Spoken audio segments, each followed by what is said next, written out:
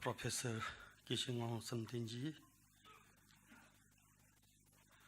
all of faculty's members, member of the research faculty, and staff members of the institute and dear friends. It is great opportunity for me to convene the special talk, Meditation for Mental Peace and Happiness by Venerable Mingyur Rinpoche Ji.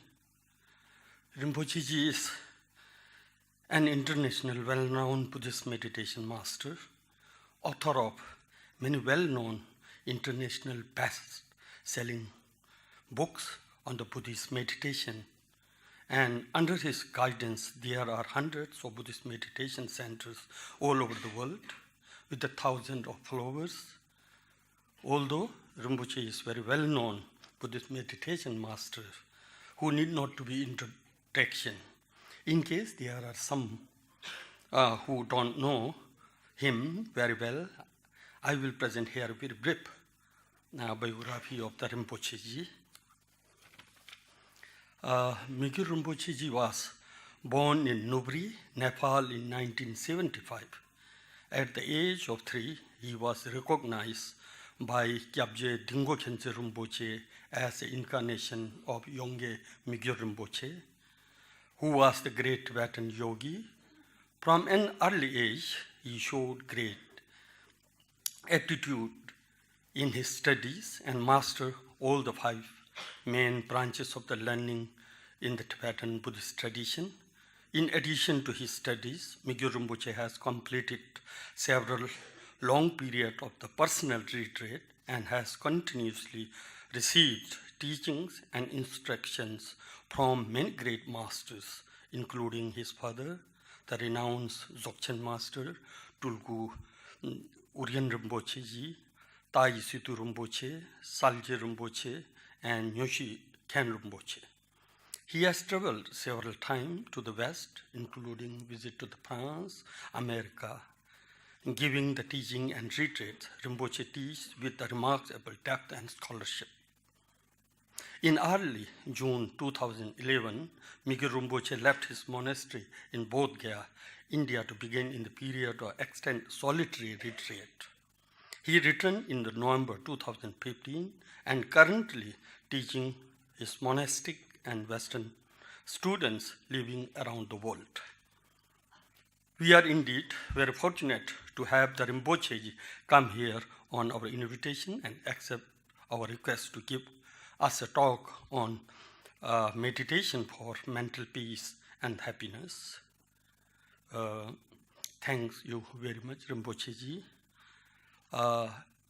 According to me, while philosophy could be taken as eyes, at the same time, meditation is like a feet, which take us to our destination. In other words, philosophy and meditation are like the 2 wings of the bird.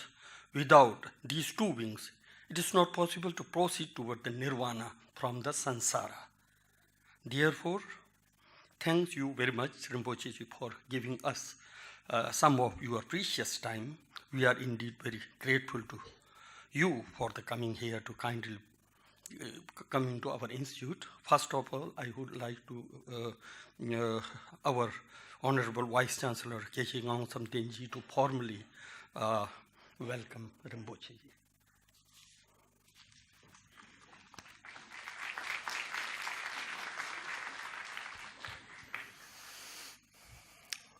Honorable Bhikshu Sangh, Reverend Rinpoche, the faculty members, staff members, and dear students. It is a great pleasure for me to have Rinpoche here amidst us. We have been thinking of having him with us quite for last many years. But last year when I met him personally, then I requested him to be with us, and then he gladly accepted. And also we fixed a time, but that which was available for Rinpoche, and he was in India at that time, but since that was a time when we had our examination, so that was not possible to arrange his visit. So this time, so well in advance, Rinpoche and we had been in contact and then fixed this time. So we are really very fortunate to have you, Rinpoche, here. And I really express my gratitude for sparing some time to be with us. The meditation, Rinpoche, as Professor Wangchu Dorje has said earlier, Rinpoche has been in the tradition of meditation and study and contemplation and meditation. So which he started from very early age, the three things, Shravan, Chintan and Manan, the study, contemplation and meditation. The meditation here means embodiment and internalization of the things that he has already contemplated on and he has studied on. So this started from his very early age, which all of these three things went together in his life, and he has been carrying this. And as a result of this, he is benefiting thousands of people, millions of people around the world.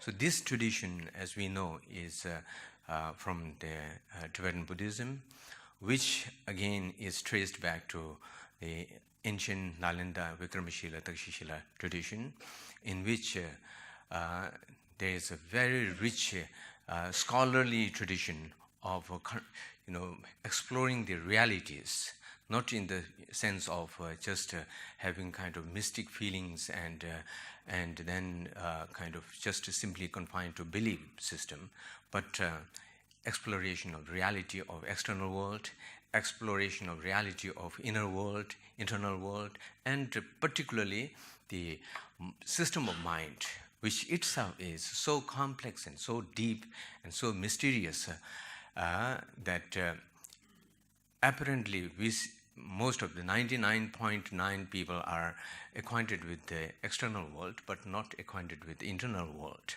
The internal world itself is so complex.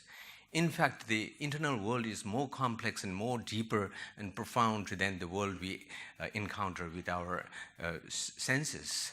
So this has been explored in the ancient Indian tradition. What is this inner world? What actually this is constituted by? And then to understand this, it is necessary to understand the details and the complex of the mind, system of mind. And now these days, as His Holiness the Dalai Lama says, the science of mind.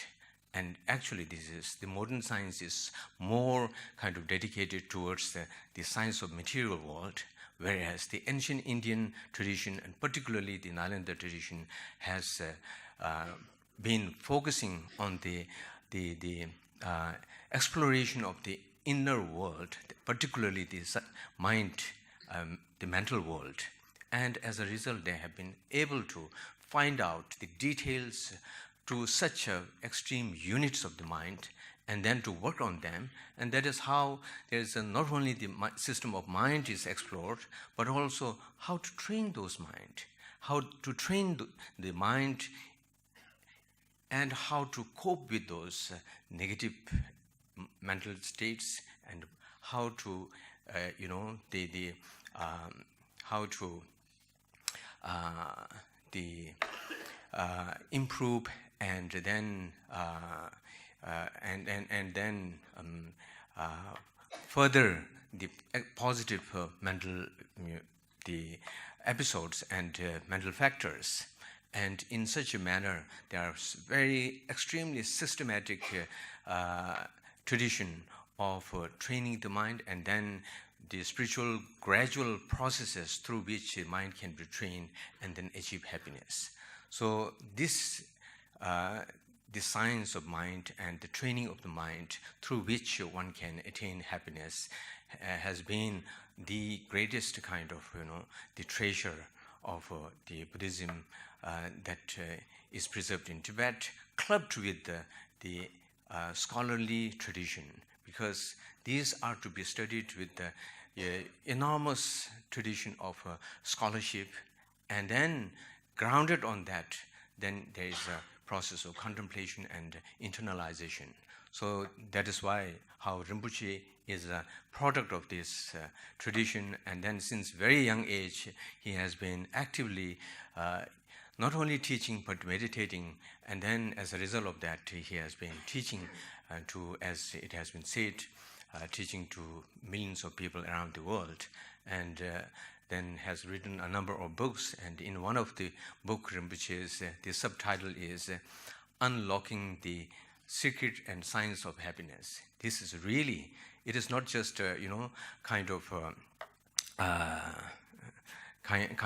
of metaphoric expression, but it is a real, the reality, the unlocking the secret and science of happiness. Really, if you explore the mind, then there we find the keys how to achieve happiness, how to unlock those secrets, and how to unlock unlock and achieve happiness. These are all, not in a form of metaphorical and mysterious kind of mysterious sense, but in reality these are practiced and found and achievable and doable. And that is what Rinpoche has been doing. We really appreciate what Rinpoche has been doing around the world. He has disciples and students all over the world, in the Western world and in Asian countries, and of course in Tibetan tradition community, and in Indian places. So taking this advantage, I would like to express the gratitude for Rinpoche for benefiting not only in maintaining the tradition, intellectual tradition, but also sharing it with a large number of audience. So I would like to, so we are already celebrating, and it has already been completed, the 50th golden jubilee of the establishment of this university. So on this occasion, I would like to present Rinpoche the souvenir and sign of our gratitude to you, Rinpoche.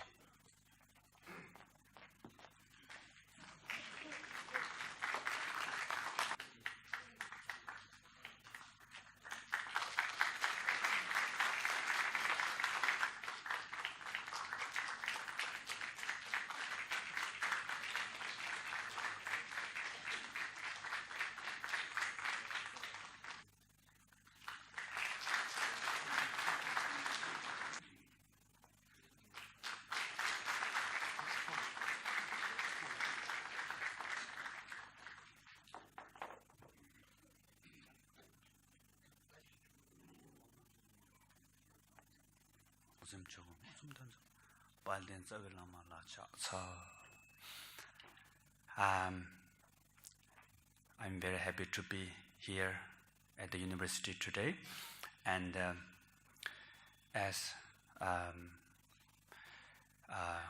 Vice Chancellor requests me to come here to give some speech. So today,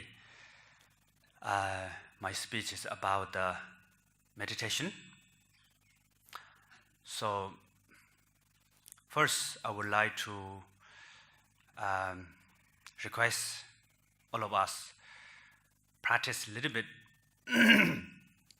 about awareness meditation. So please, everyone, keep your spine straight, loosely straight, and close eyes, and feel the body. Feel the gravity in the body, and relax muscles starting from top of the head, and be aware of any sensation on the top of your head, and move from head to face, Be aware of any sensation in your face, back of the head. Relax muscles in the back of head, and be aware of any sensation, pleasant, unpleasant, neutral, or maybe there's no sensation. Be aware, to be aware of even there's no sensation. Now move to the neck. Same as relax muscles in your neck, and to be aware of any sensation.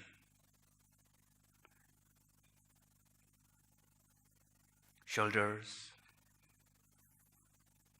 Relax your shoulder, right and left shoulders.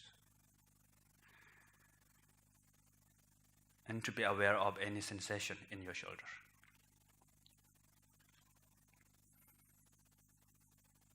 Now back. From upper back to lower back. Be aware of any sensation in your back.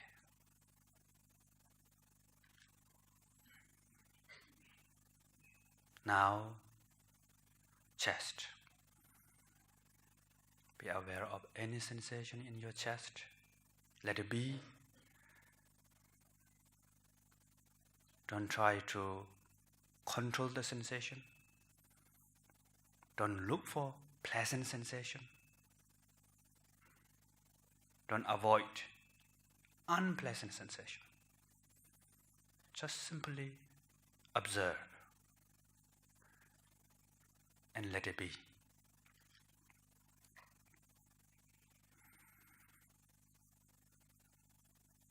Now move to the stomach.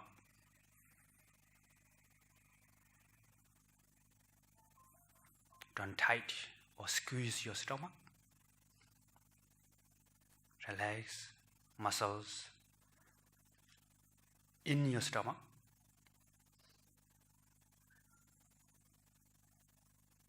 And to be aware of any sensation in your stomach.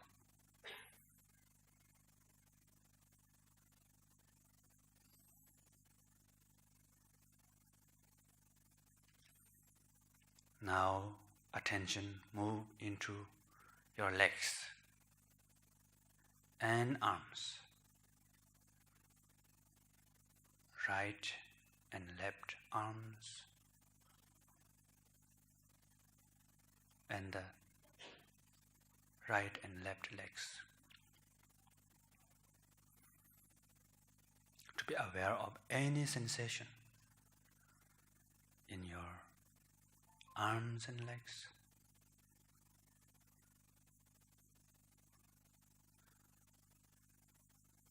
Let it be.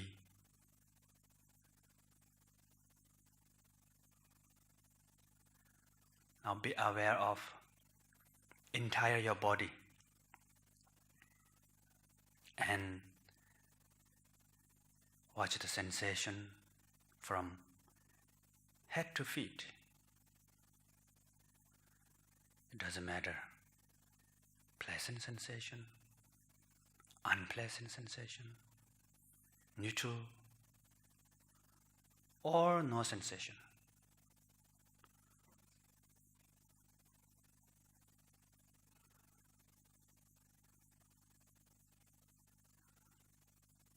Don't try to control the sensation. Don't suppress. Let it be.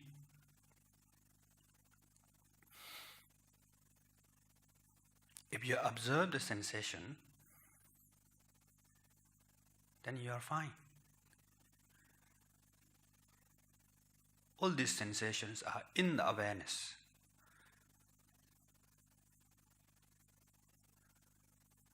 Let sensation arise in the awareness, be in the awareness. Let dissolve into awareness.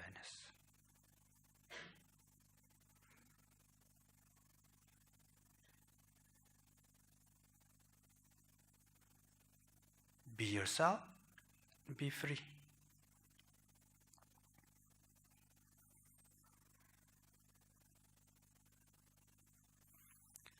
Okay, now please open your eyes. So, how was it? So, maybe while you are aware of the body and sensation, you might have a lot of thoughts, right? Thinking about the past, future plan. There's a lot of yada, yada, yada in our head. Talking. Where I can find the sensation? Sometimes when you look for sensation, you cannot find sensation. Or you might have unpleasant sensation, which is you don't like. Or you're particularly looking for pleasant sensation, like peace, calm. When we look for peace and calm, they will say, I'm busy. They don't want to come. And when we try to avoid unpleasant sensation, and they will say, I'm here. They will come more.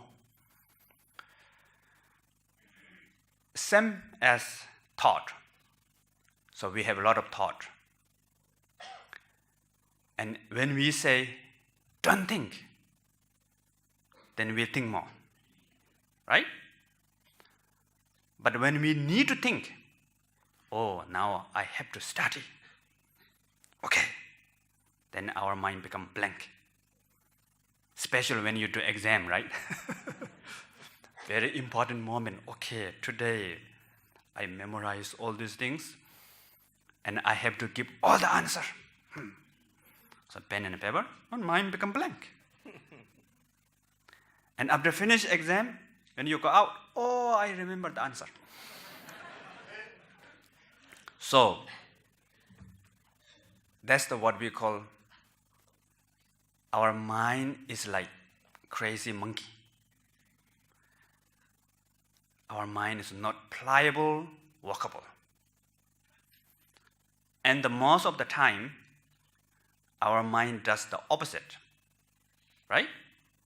When we say yes, mind says no. When you say no, monkey mind says yes. I don't want to be worried. I want to be peace. Then you become more worried.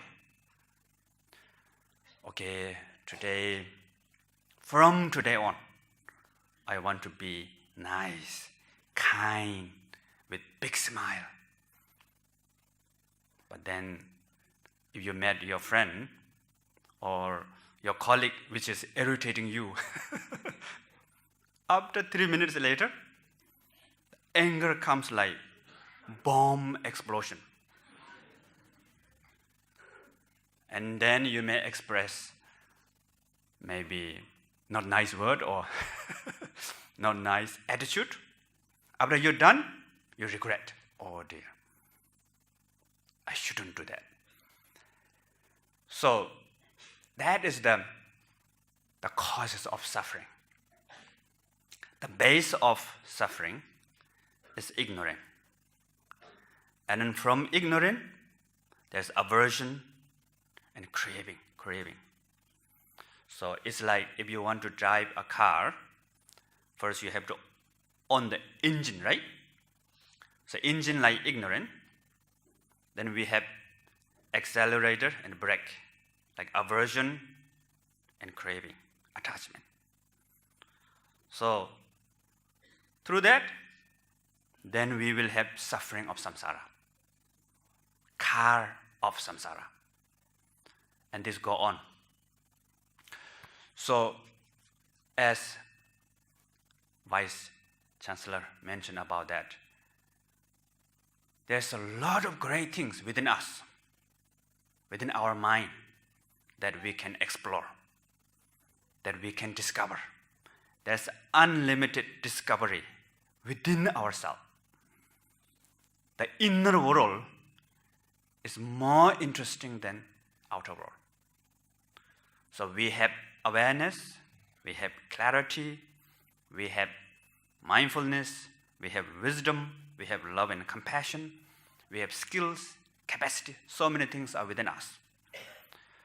So the meditation technique is to recognize our innate quality, our potential, and to find the real answer within us.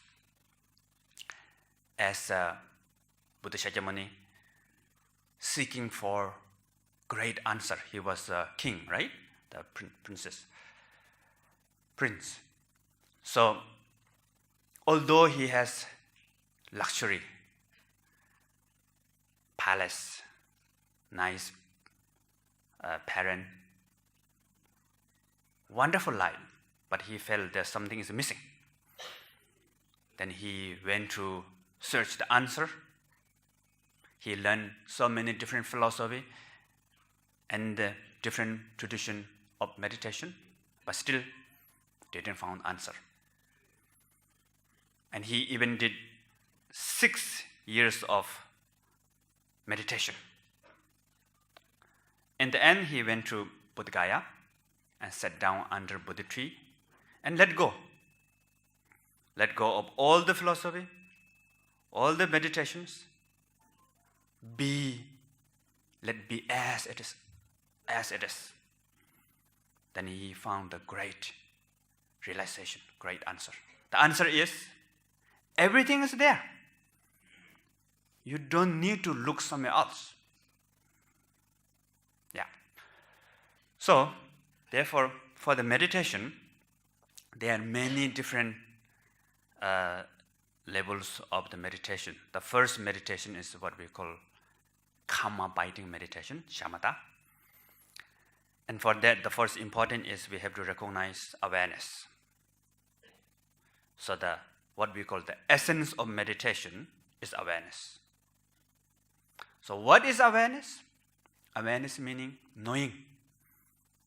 Knows what you are thinking, what you are feeling, what you are doing, what you are seeing. That is awareness. So, to connect with that awareness, we need to use object. Awareness is like light. You know, in this room we have light, right? Do we have light in the room? Yes.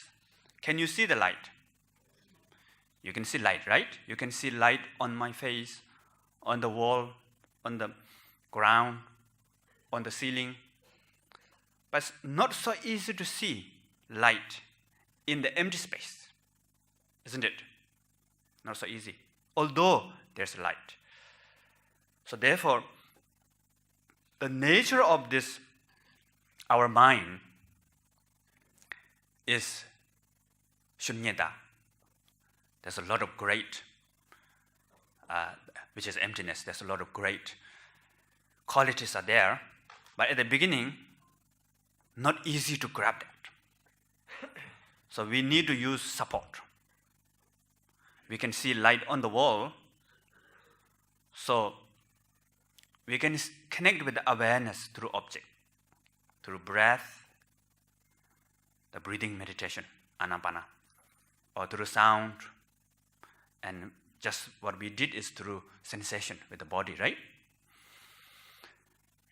So, but when we are aware of the breath, the most important thing is the awareness, not the breath. Breath is just support for awareness. So it doesn't matter. Slow breath, deep breath, shallow breath, good. Breathing is not so comfortable, or smooth breath, it doesn't matter. Most important is whatever your natural breath, and you just be aware of it as it is. Be aware of as it is. Okay? So maybe I will introduce more about awareness. Now, you remember about awareness? What did I say? What is the awareness? Knowing, right? Maybe we will do one simple exercise. Please raise your hand. Do you know you're raising hand? Yes? Yeah, that's awareness. Do you feel any sensation in your hand? If you continue, raise your hand, please. If you feel cold, shake your hand. Okay. Do you know you have this cold sensation? Yeah, that is awareness. And how many of you feel warm? Shake your hand. Yeah, you know. Do you know that you are feeling warm here in your palm? Yes? That is awareness. And how many of you don't feel anything? Cannot find any sensation? Shake hand. Yeah. You know that you cannot find, right? That is also awareness. So for the awareness, it doesn't matter.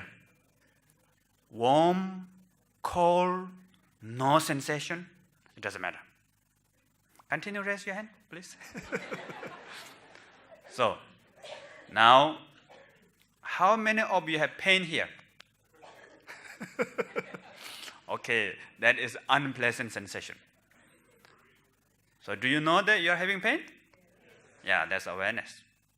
So now, put your hand down. Do you feel relaxed? That is a pleasant sensation. So when you feel relaxed, if you're aware that you are feeling relaxed, that is also awareness. So it's very simple, actually. Just to be aware of it. And it doesn't matter, the object.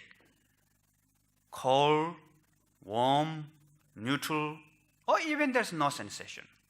Or pleasant, unpleasant, neutral, doesn't matter.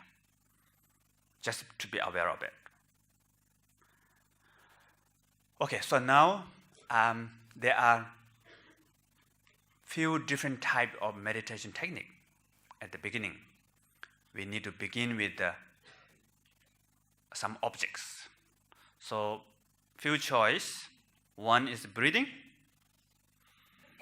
One is the mental recitation. Another is maybe sound. So which one you prefer?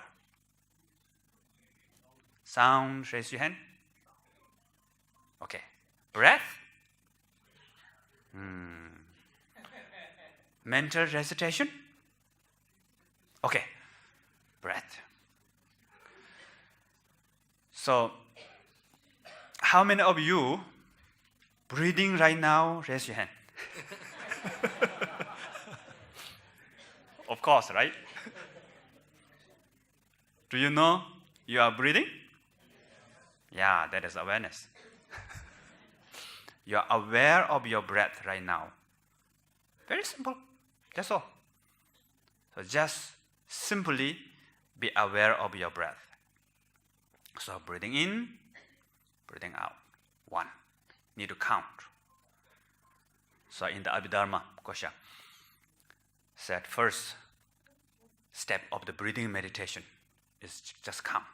Count until 10. So breathing in, out, 1. In, out, 2. Just like that.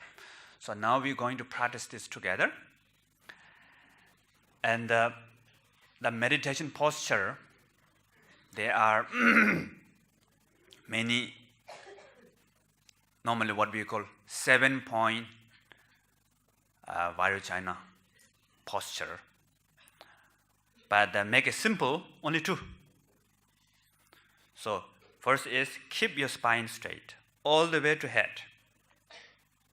Loosely straight, because the spine naturally a little bit curved, right? That's okay. That's the first one.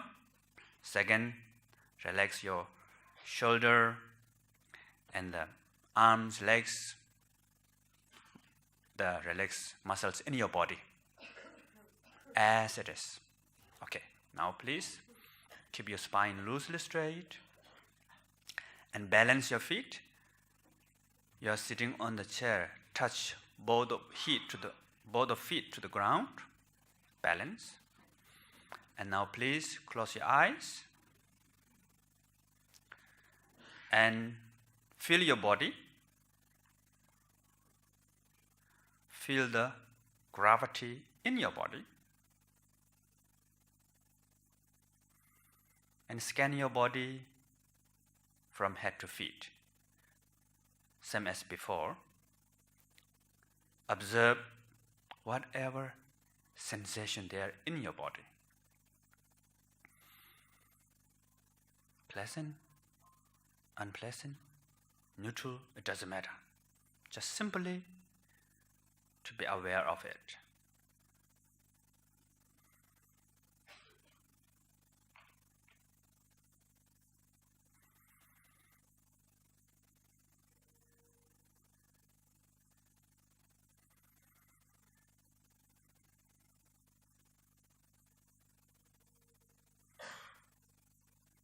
Now please bring your awareness on your breath.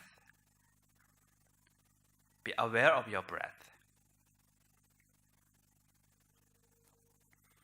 Breathing in, breathing out. Count until 10.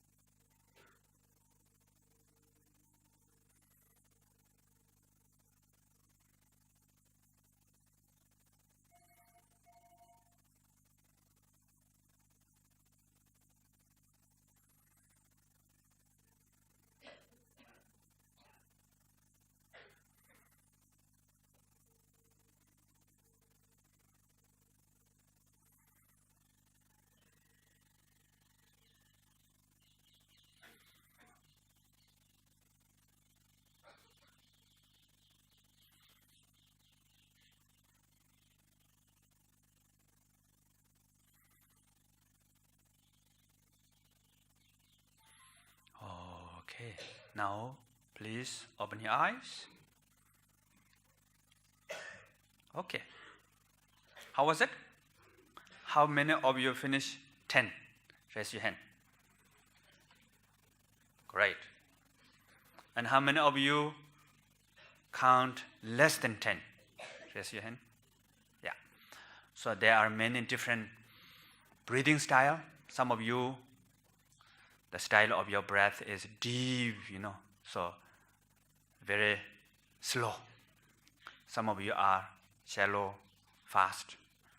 So whatever your breath, be as it is, and you're just aware of it. And how many of you, when you try to be aware of your breath, there many thoughts comes. Bala bala bala yada yada yada. Raise your hand. Okay, that is normal.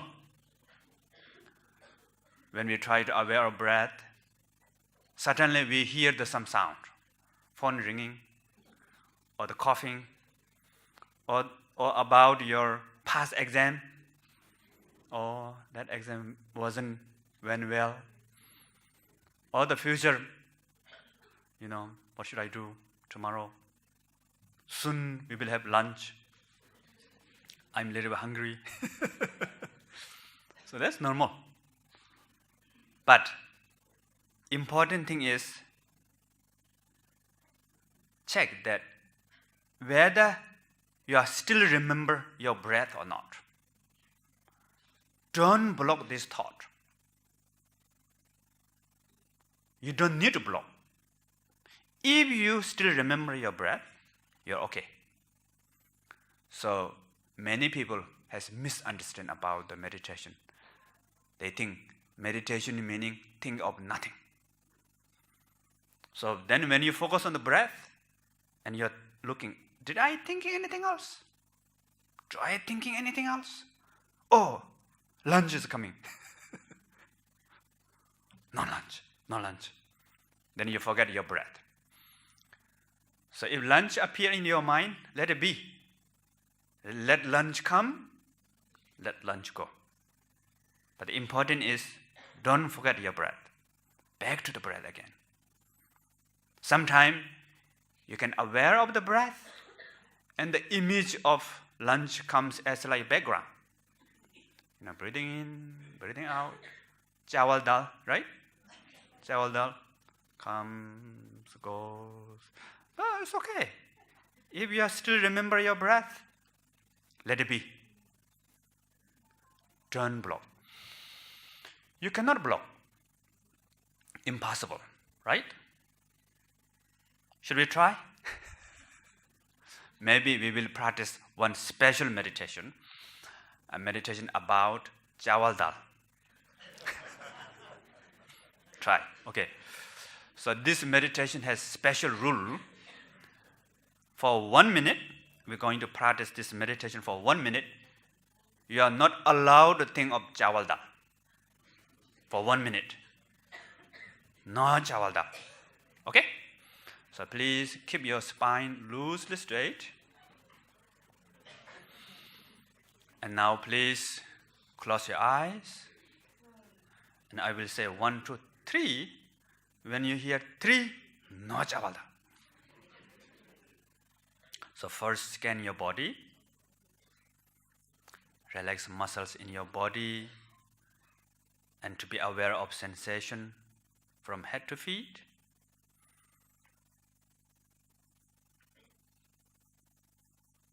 One, 2, 3. No chawal dal.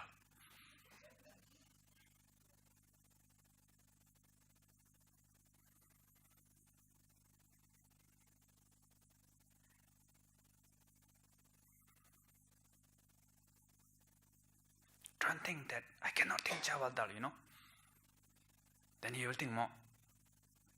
So,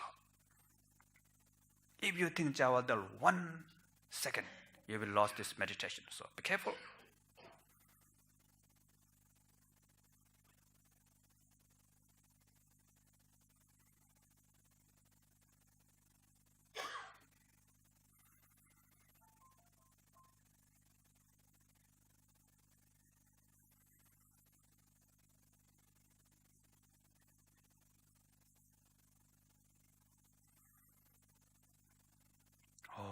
Okay. How was it? Easy or not easy? Lot of chawal dal. So when you say no chawal dal, then you think chawal dal more, right? Many style of chawal dal. Basmati rice, normal rice, and different type of dal, yellow dal, black dal. So that is aversion. So the 3 roots of the samsara, root of samsara. First is ignorance, right? The second is aversion and attachment. So when you try to block, control, suppress, then the opposite become more. Aversion. So for the meditation, you don't need to block anything. Important is to connect with awareness. If you connect with awareness, whatever thought, emotion come, let them come. Let them go. Your mind back to the breath. Back to the breath. Remember your breath. And also no need to look for special feeling, sensation. Don't look for peace, clarity, non-conceptual state of mind. Right? No need. As I mentioned before, if you look for peace, calm, peace, then they will say, I'm busy, right? But if you don't care about those, they will come automatically. So when we meditate, there are 3 pleasant experiences, which is clarity, bliss, non-conceptual experience. And there's a 2 rough experience, which is dullness and agitation. So these 2, both are same. So the problem is we attach to that. It's very important to have clarity of awareness, but not the clarity of experience of clarity. Essence of meditation is not the peaceful, not the bliss or joy, not the clarity. The essence of meditation is awareness. So, peaceful, clarity, joyful, dull, agitation, both are same. So in Tibet, we have example. From eastern Tibet to go to central Tibet, Lhasa, there's a lot of mountain, up and down. When you go up, it's getting close to Lhasa. When you go down, also getting close to Lhasa. It's journey. So therefore, for the meditation, we will have up and down. 3 peaceful experience, 2 rough experience, but both are same. Important is awareness. And this awareness cannot be obscured by dullness or agitation, or bliss, joy, clarity, non-conceptual experience. Right? So, the first important is recognize awareness, right? That's the wisdom. So awareness also has wisdom. To recognize awareness, recognize knowing is the wisdom also. So maybe I will do one examination, not the teachers, for students, examination of awareness. Don't worry, there will be no failure. Awareness cannot be failed, okay? So I will ask 3 questions, and you can give answer whatever you feel or you think. You feel or you think, okay? So this is the examination of awareness. So how many of you know awareness now? Raise your hand. Okay. And how many of you not recognize awareness yet? Raise your hand. Yeah, great. Okay. And how many of you not sure? Maybe this, maybe I know. Raise your hand. Okay. Now I will tell you the result.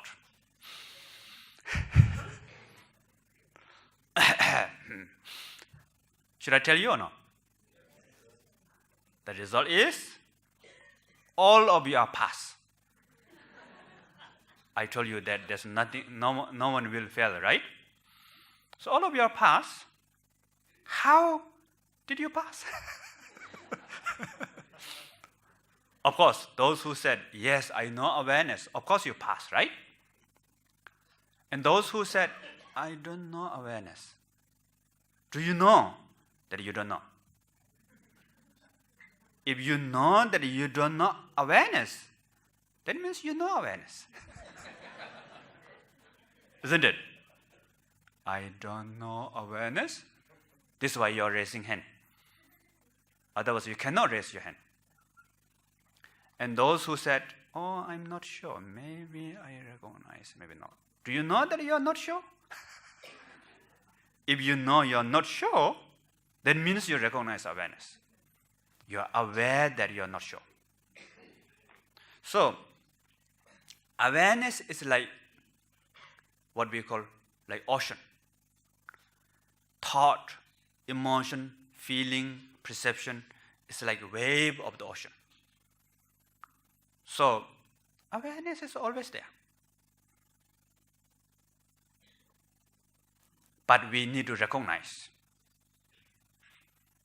So, once we connect with awareness, not just intellectually recognize doesn't help. We have to practice. So, to practice, we need to use one object. So here we are using breath, and to maintain the recognition of awareness with the breath. So breathing in, breathing out. Of course, at the beginning, you cannot count until 10, right? Breathing in, breathing out, 1. And then 2. And then 3. And jawal and you are in the restaurant eating jawal dal. And you don't know when you get in the restaurant, how you get there. Oop, I'm supposed to meditate on my breath. How did I get here? You lost. Again, back to the breath. Oh, remember your breath. Breathing in, maybe 3, 4, 5, lost again.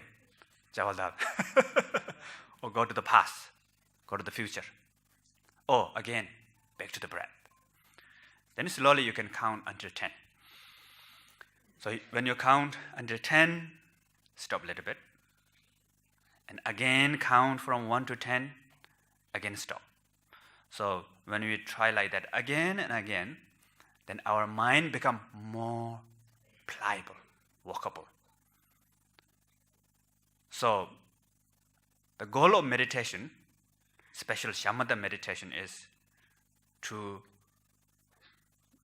achieve mind become pliable, walkable. Less rumwa. So become pliable, walkable. When you want to think, you can think. When you want to rest, you can rest. So that is the goal of shamatha meditation. And from there, then we can start vipassana, the insight meditation, which is to try to explore nature of the reality, such as impermanent, emptiness, so on. So,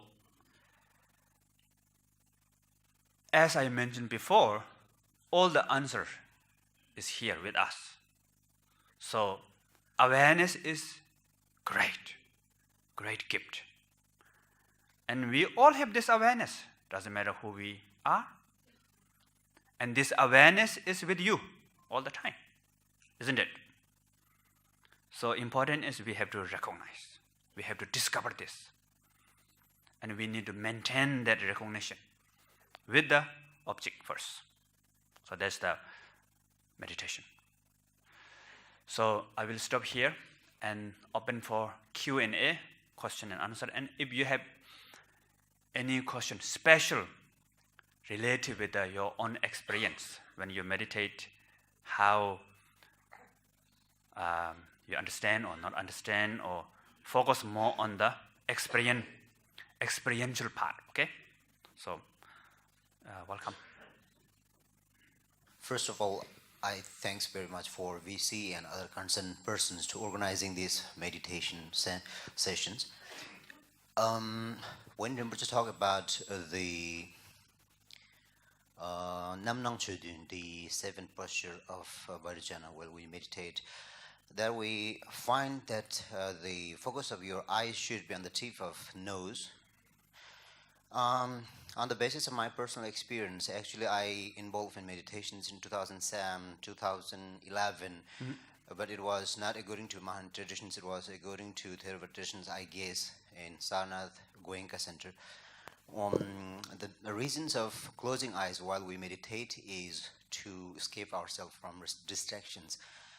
But if we go with the Nam Nang Chodun, that the sevenfold that we talk, should we just focus our eyes, focus on the tip of nose, and at the same time focus on the breath?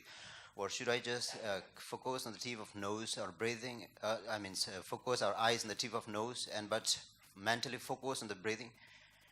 So that was my questions. Another question, the second question is, as we already discussed that the meditations and philosophy in Buddhism is almost like two feathers, for example, at a bird. But it might be the case in ancient time that we have both of them in monastic institutions. But as far as my experience goes, these days we don't have meditation sessions. Although it's intellectually talked, but practically we are not talking about the meditations, especially in Mahana traditions. Whereas in Theravada traditions, we found that they meditate every times after their teaching. I just asked Rinpoche whether Rinpoche has any plans in future to initiate meditations in other monastic institutions other than your monastic institutions, or if Rinpoche will actually accept us, if any of us approach to Rinpoche to learn about Mahanic meditations. Thank you. Thank you. So the first, related with the first question. So eyes gaze, there are many different styles. So basically there's two styles. One is closed, one is open. So what we call normally, when you practice shamatha, karma biting meditation, closed eyes is better. And when you practice vipassana, open eyes is better. Or if you are beginner meditator, close eyes, and as you get more experience about meditation, open eyes. So there are different recommendations. When you close your eyes, just close as natural.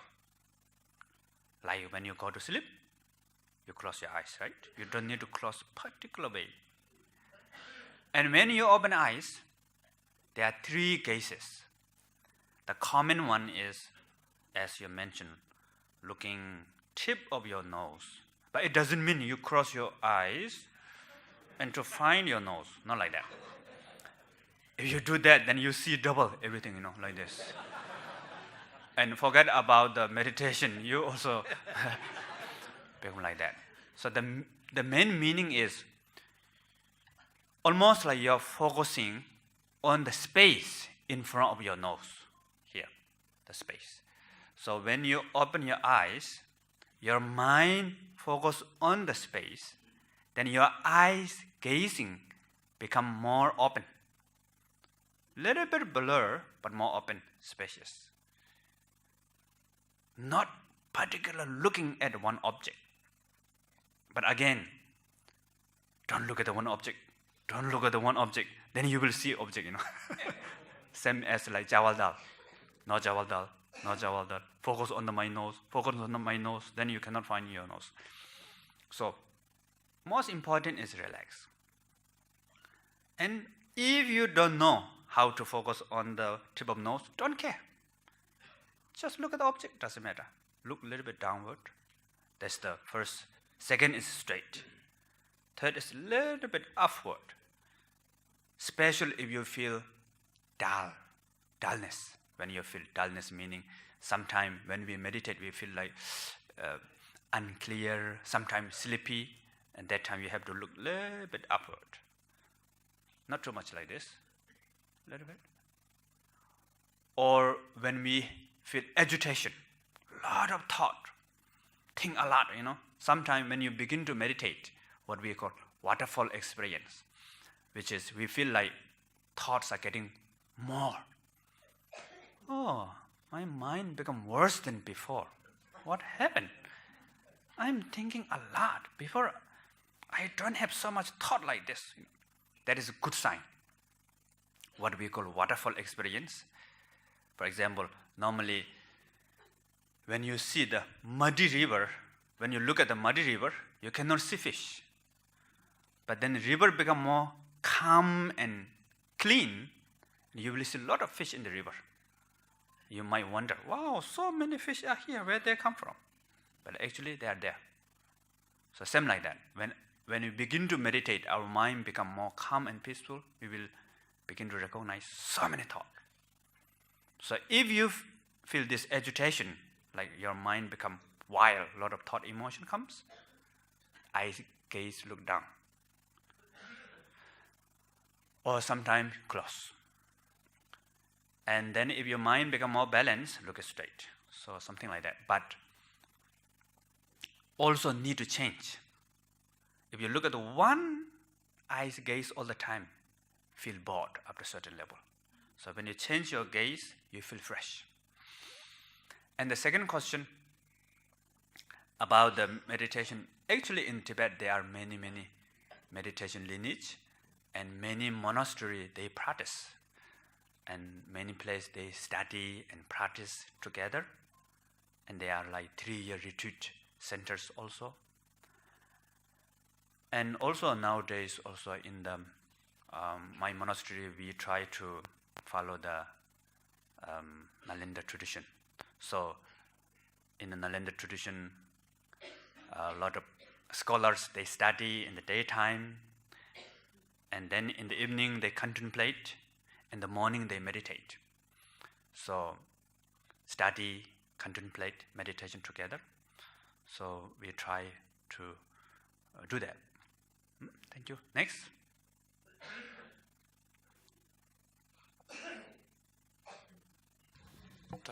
다시 들을라. 저거디 비교도 되게 섬든. 단당라 저와 칸이서도 저와 직디 단당아서 다음에 소소의 셈파 책도 와라. 셈파 책도 단당아서기 비주 낭된디 소소기 낮은 직부체만 봐. 디찰라 셴펜기 셈파게네 셴셈쟁기 동열디수 책이 탑시지 응망하라 인데 시계도 더디수 단다 낮은 체다냠도 셴기 동열디야 체네 낮은 자와라 미바 삼네 디 캐펜이나 소소기 랑기 셈 주직부체네 디 곰네 캐펜 간데나 디직 이게 세시지라 니바디 단다디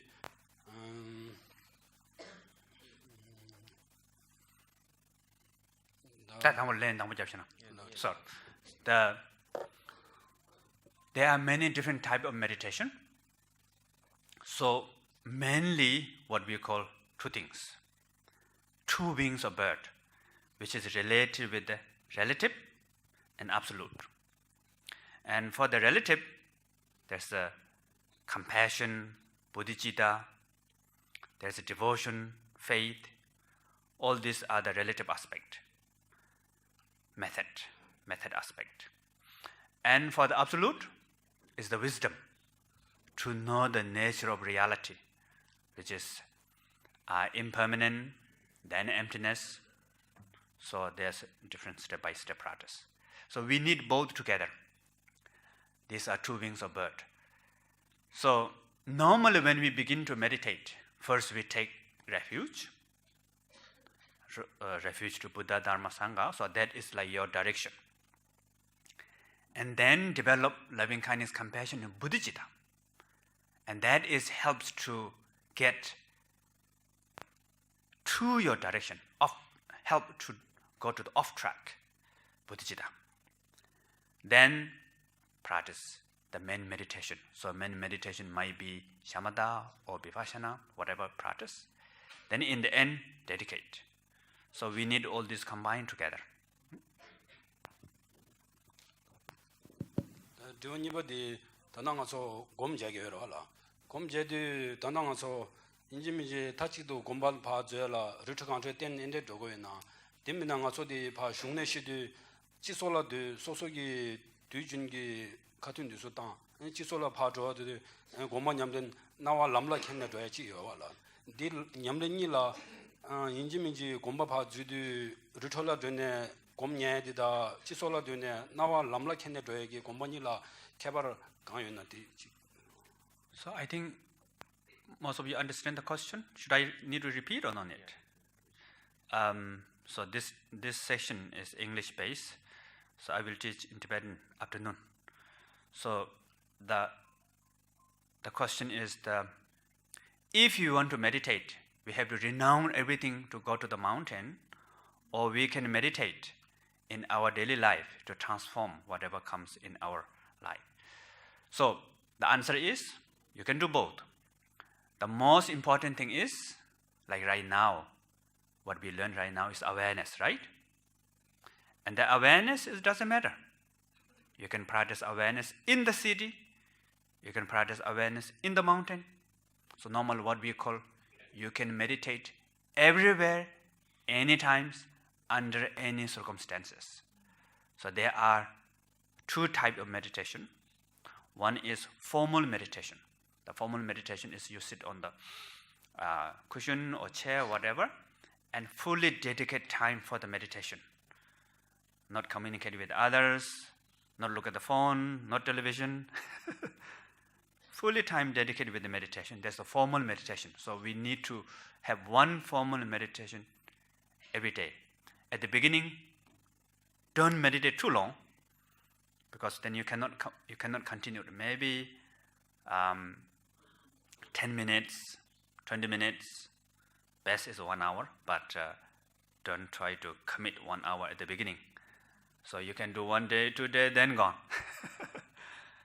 So first important is we need to build up habit, new habit. To build new habit, it will take 30 days.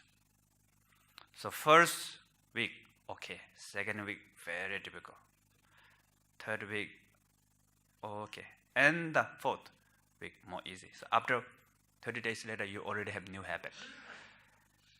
Then the second thing is informal meditation, which is you can meditate everywhere. So we all have breath, isn't it? Breath with us 24 hours. So you can be aware of your breath anytime.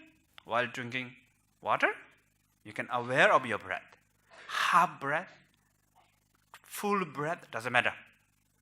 You know, when you drink the water, okay, breathe.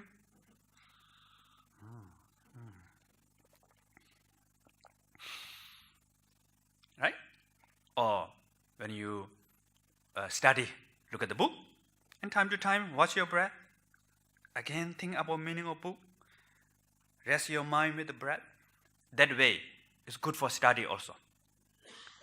Your mind has opportunity to relax, and our mind become more open, more spacious, more creative. And not only that, also if you are working in your life, if you have project, you can think first. Rest with your breath. And think again. Rest. Or while you're having chawal dal, or having communicate with others, watching your phone, television, anytime, everywhere. Short time, many time.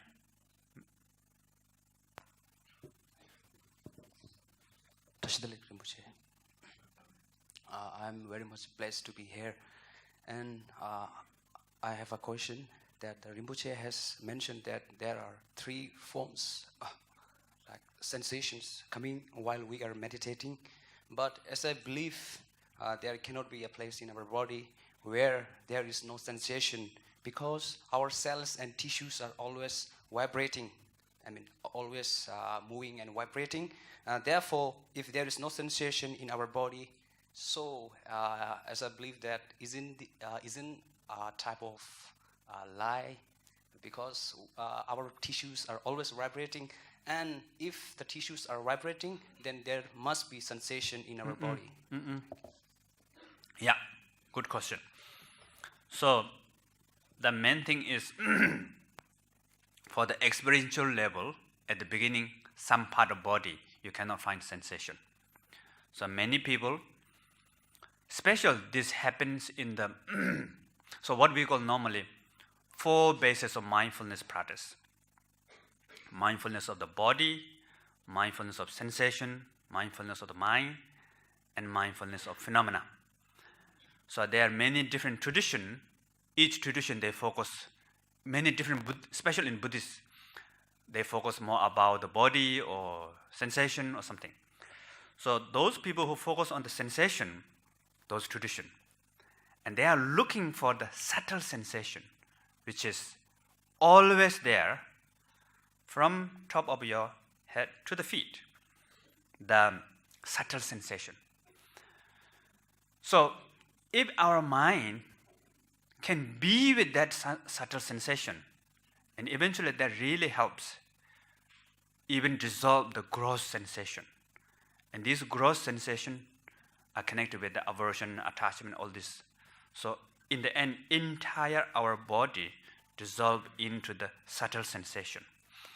And especially if you see that subtle sensation is changing, impermanent, moment by moment, and that is we can achieve arhat.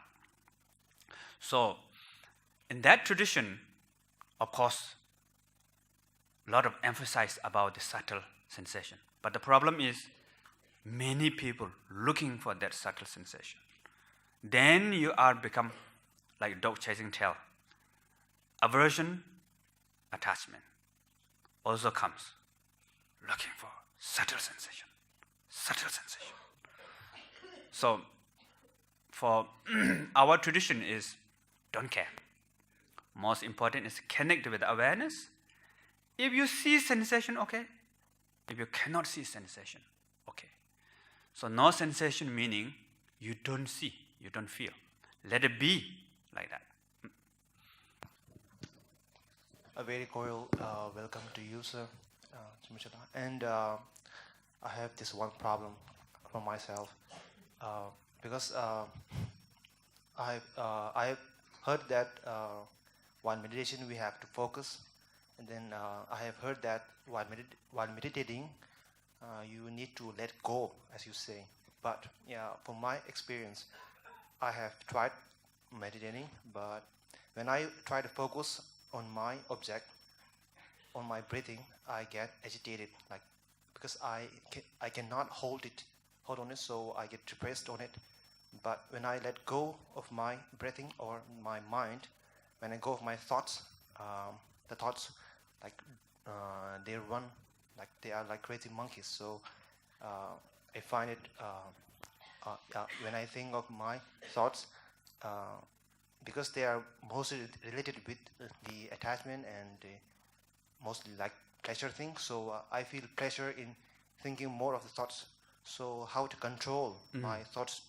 Because you said that we have to let go of the thoughts. Yeah. So that's my problem. Yeah. Letting go is not giving up. So letting go meaning let it be as it is. It's the middle way. The middle way meaning the follow the flow of the nature, flow of the truth. So when we are aware of our breath, as I mentioned before, don't block thought and emotion. You cannot block. But don't give up your breath. Let it try to back to the breath. Remember, am I? So sometimes what we call Tenpa Session. Session meaning like mindfulness. So check, am I forget my breath or not? If you not forget your breath, then whatever this agitation, thought, monkey, mind, let them come. You don't have to worry about that. So don't get lost, but don't block thought and emotion. Tashidil Rinpoche, I have two questions. My first question is that in ancient time, they are saying Dalai Lama arrives in a nation, and Dalai Lama sees a person who has no head. Ancient time? Yeah, in ancient time, I've heard this story. There is a man without having a head. So my question is that it is possible to meditate without a head. Sixth Dalai Lama life story, right? Yeah, sixth Dalai Lama maybe. Oh, right. Sixth Dalai Lama. Yeah. Anything is possible, right? Samsara meaning possibility. But when we meditate, we have to think about the breath and focus on it. So we think from head, so how it's possible yesterday. Yeah? And my second question is, maybe it's a little stupid question, but there is a saying of Dalai Lama, sleeping is the best medicine. So it's really hard for me because I always sleep, but how can it be? You cannot sleep well? Oh, you're always sleeping? I always sleep, but how can Okay. It's really understandable. So, in the Abhidhamma, what we call the food, of course, the regular food is also food, but sleeping is also like food for the body. So, we need, now scientists said we need to sleep every day from 6 to 8 hours, right? So normally we need to have balance for our body. So active and rest. So nowadays people are busy with life, special in the night, many people sleep very late, and that is not good for the body. And even in the Tibetan medicine, what we call the balance of resting and active has to be balanced. So sleep, good enough number of sleep is very good. But too much sleep also not good, right? Too less sleep also not good. The middle way. Good afternoon, Rinpoche, and we are very blessed to be making an appearance here. So we feel really gratitude toward you. Thank you. So the question mine is that it is according to my own individual experience. So before a few months ago, I just tried to kind of I cannot say that it was accurate meditation or not. I'm not sure about that. But even I was trying to do that. So the thing I was facing problem that just when I was breathing, I was concentrating on my breath, and as you mentioned before, that you said that you should keep breathing, go out, come in. So I did I did for 5 minutes maybe, that long. Not 5 minutes. It was just maybe about 2 minutes long. So at that moment, just I was going deeper. So just I was in that stage that I was about to go much deeper, and I was just about to get lost in that stage. So after I just thought it was so dangerous if I might get into the stage of coma. So that could be also dangerous. So for that solution, what we can do? What would be the best this one solution? Do you feel sometime here like movement on the head, like opening, closing, heat? Yeah, just sometime. Not actually, but just. Do you feel anything from spine, back, like tingling or like electric movement? Yeah, like kind of that electric kind of that was vibration on. Vibration, right? Yes. Yeah. So that's what we call energy movement. So sometime when we meditate, we will have this energy movement. So feeling like vibration from the spine or inside the body, or pressure from the head, throat, heart center, and sometime a little bit shake, some people. But this energy movement is not bad. It's good. Actually, what we call transforming prana, bindu, nadi, like the nerves, cells, energy in our body, transforming impure to pure. So therefore, we will have this energy movement. So energy movement has 4 things. The first is a sign for the body, in the body. Second is sensory perception. Someday you see dot, color. Some people has even visions, sound, hear the mantra or smell, taste. And third is sense of energy. Oh, this place has good energy. Oh, this place has negative energy. Third is emotion up and down. Like now you have this intensive experience, going more deeper.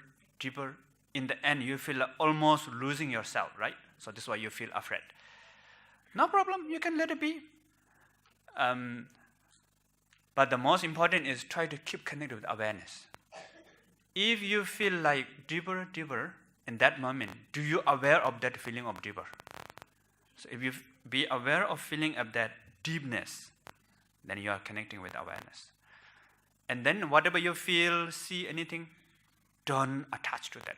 Just treat it as like watching television. Last question.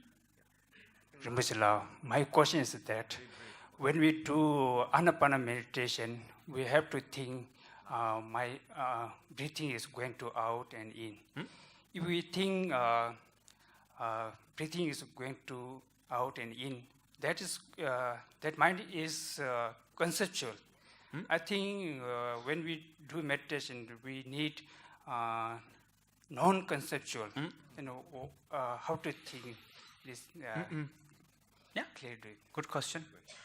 So when Buddha was in India, Buddha taught about emptiness, shunyata. And then also Buddha taught about compassion, six paramita, the generosity, so on, so on. And then student asked same question. You said everything's emptiness, but sometimes you said, oh, compassion, devotion, help others. And these are concepts.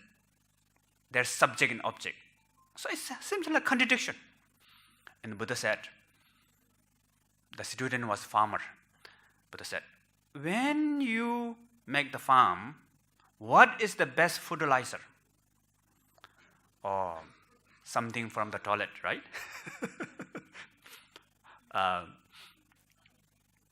And also, whatever the animal dungs.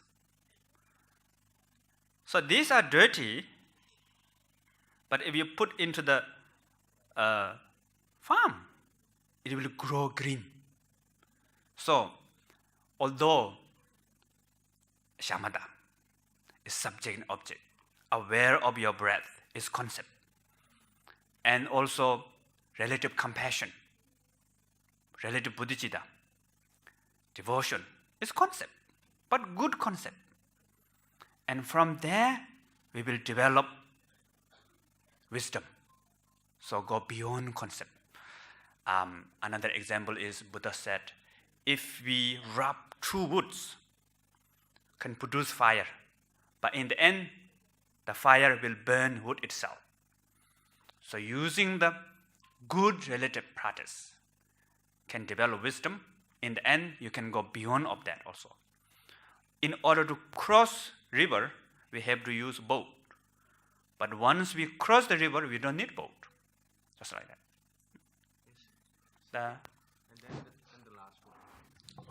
I have a very simple question. Breathing meditation is actually very good for calming our mind. But when we are doing visualization meditation, like our own Lama Guru, how to achieve clarity, because clarity is very important in visualization. It's satisfying, but how to achieve that? From my experience, breathing meditation doesn't have much. Thank you. So, the shamatha meditation technique, there are many different styles. Like in the many suttas that mention about imagining Buddha, Shakyamuni, in front of you.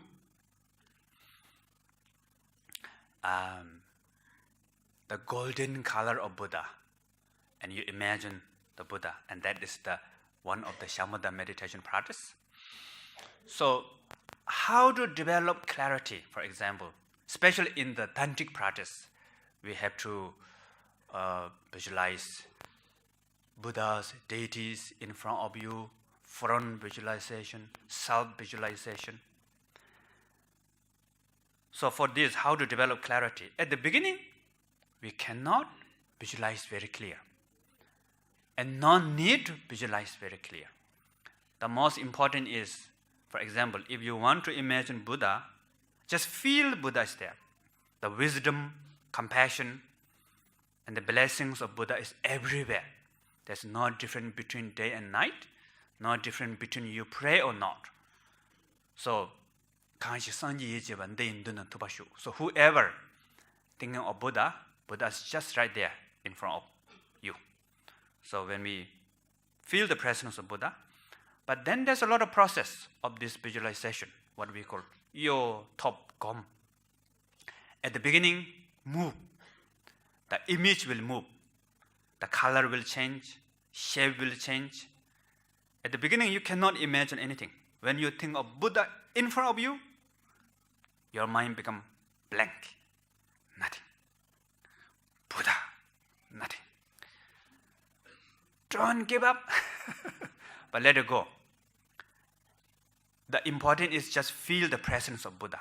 Even you cannot think of shape and color of Buddha, it doesn't matter. Just feel presence. And then slowly, you will think a little bit. Then you will have the second experience, the moving, changing. So when you imagine Buddha very nice, suddenly Buddha become crooked.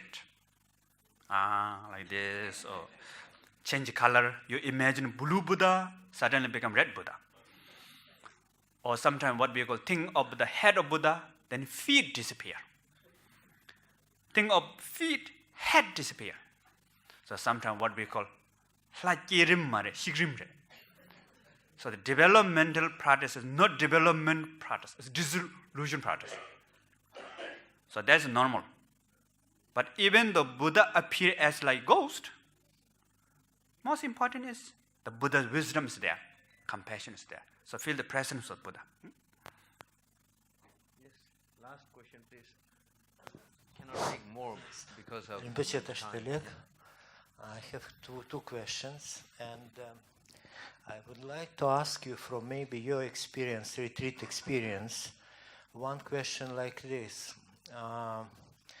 Why in most of cases in Tibet yogis take first 3 years retreat? Is it special something in this curriculum for 3 years, not for 1 or 2 or maybe 5 years? Maybe you can tell from your experience. This is first question. And second, recently I met one monk who was dreaming many years about retreats, but when in Nepal he went somewhere in mountains and was meditating on impermanence and death. And he said, I felt so afraid that here no medicine, no hospital, and he was sick. And he thought I might die, and what to do in this case? So he said, I was so afraid, first time in my life, and he was quite brave monk, because he faced such reality that he said, I was honest with myself and I stopped this meditation and this 3-year retreat. So maybe from your feelings and your experiences of such retreats, maybe you can tell a little bit about such reflections. Thank you. So the tradition of 3 year, 3 month retreat comes from what we call, this is special in the Vajrayana tradition, when we very serious practice, and you will achieve enlightenment within 1 lifetime. So when we count about the breath, so one day we have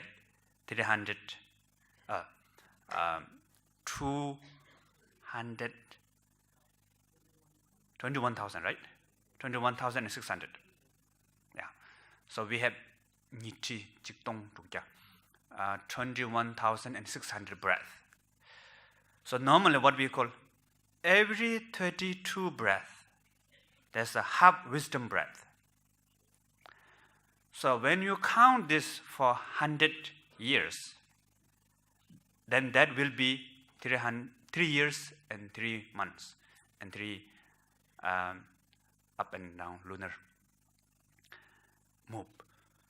So if we really focus to practice meditation day and night for 3 years, 3 months, then possible to achieve enlightenment. That's the reason. But of course, nowadays, our mind go here and there, right? Sometimes our body in the retreat, but mind goes everywhere, so it doesn't count. But the monk, what you mentioned, is want to practice to retreat, go to the mountain, and afraid of death. It's possible, of course. So normally what we call, first, when you develop meditation experience, you have to stay with a safe place. You have to learn from the teacher and with the community of practitioner. So once you develop certain experience, then you go to wild place. So it's like making fire. So first you have to make fire with a safe place, with the small, tiny woods and like that, right? Once the fire become big, then wind, strong wind or add big wood, doesn't matter. So everything become the fire, just like that.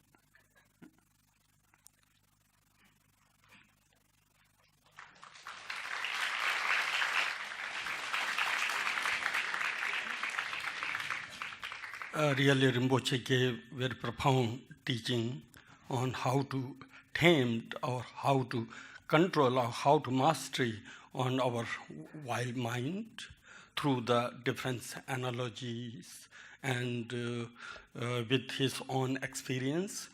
Really, I think meditation is the only way to master our mind.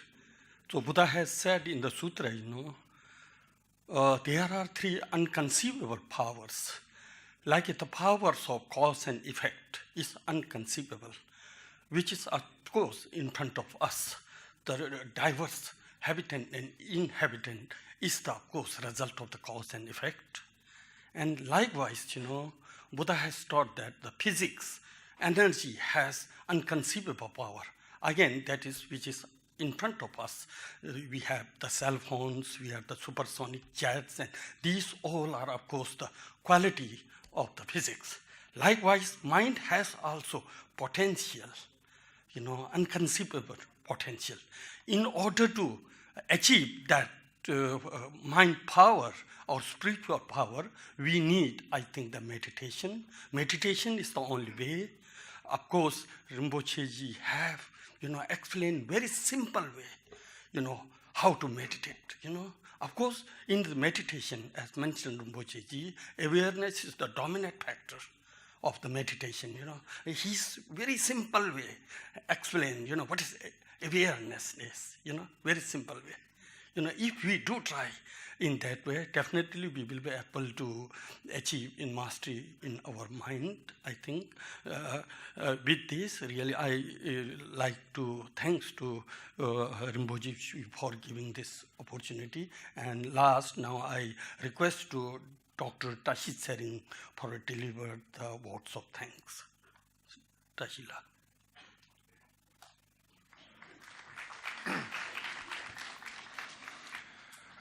First of all, I would like to convey heartfelt thanks to renowned meditation master, Reverend Mingyur Rinpoche, for his exalted speech on the subject of meditation for mental peace and happiness, which was very lucid and detailed and in accordance with the present busy world.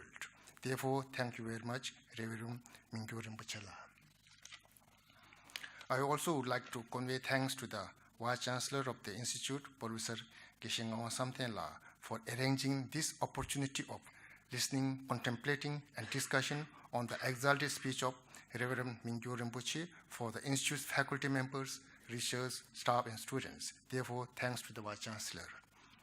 I also like to convey thanks for all the faculty members, research staff, and students who came here to use this privilege. Thank you very much.